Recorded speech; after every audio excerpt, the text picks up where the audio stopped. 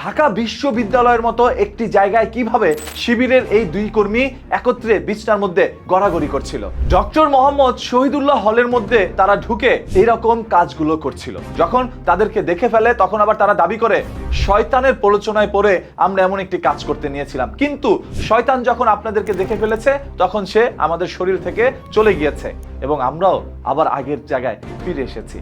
আসলে এই কাজটি আমরা করতে চাইনি, শয়তান আমাদেরকে দিয়ে করতে বাধ্য করেছে। মুখের মধ্যে কি সুন্দর দাড়ি, সুন্নতি লেবাস, মাথায় টুপি ছিল কিছুক্ষণ আগেই খুলেছে, পরনে পায়জামা ছিল সেটাও কিছুক্ষণ আগেই খুলেছে, কিন্তু পাঞ্জাবিটা খুলে নাই। পৃথিবীতে সকল দেশের মাঝে আরো একটি দেশ রয়েছে, সেই দেশটি হয়তোবা আপনি প্রতিদিন ব্যবহার করলেও আপনার জানা নেই। সেই দেশের নাম হচ্ছে প্রতাপ দেশ। যেই দেশেই এই সকল মোল্লা মুন্সিরা সবসময় যাতায়াত করে। আজও সেই একইভাবে যাতায়াত করতে নিয়েছিল, তখনই হাতে নাতে কর দিয়ে দেয়। ভাই, শয়তান তাদের উপরে ভর করছে, কিছুক্ষণ থাকতে দিতেন। শয়তান ভর করলেই তারা শুধুমাত্র পাইলিং এ চলে যায়, অন্য কোনো কাজে তো যায় না। শয়তান কি শুধুমাত্র তাদেরকে দিয়ে এই যে আকাঙ্ক্ষা মেটায়? শয়তান তো আরো কোনো কাজ করাইতে পারে।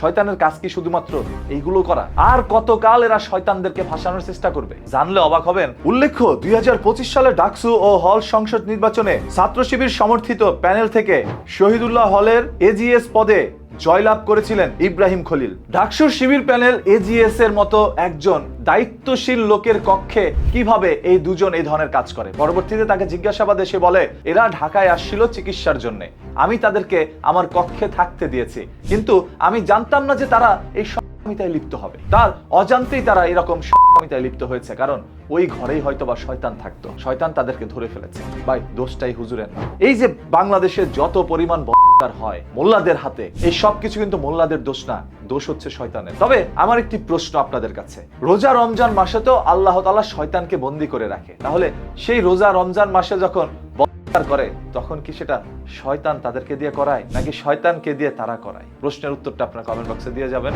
আর ভিডিওটি শেয়ার করে দেন ভাই, নিজের দেশ বাঁচাইতে চাইলে, কারণ এই দেশ সবার সাথেই আছে। আমি চাই না এই দেশটা মোল্লাদের হাতে আপনার স্বাধীন হয়ে যাক। প্রতিদিনের এই ধরনের ঘটনা, দুর্ঘটনা, লুকানো সত্য জানতে চোখ রাখুন নিউজ কিতে। হ্যাঁ, পেজটাকে এখনই ফলো করে রাখেন।